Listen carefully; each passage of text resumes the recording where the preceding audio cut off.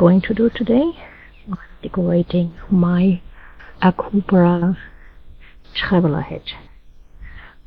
It's a beautiful hat, but I want to have it a little bit different to others. So, making it a bit unique. And for that, I'm using a soldering iron.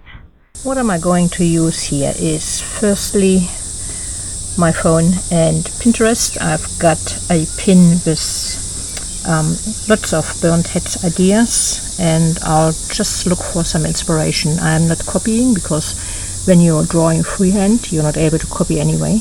It will be unique, doesn't matter what you do. So I'm just looking for some ideas here. On Pinterest there are hundreds of thousands of interesting posts.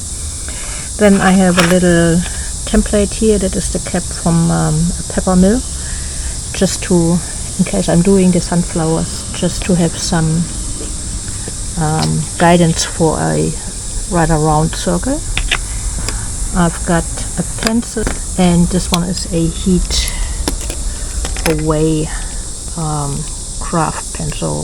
As soon as it comes in contact with heat it will dissolve. Using these to put the pattern onto the head, and then I heat up my soldering iron and start burning.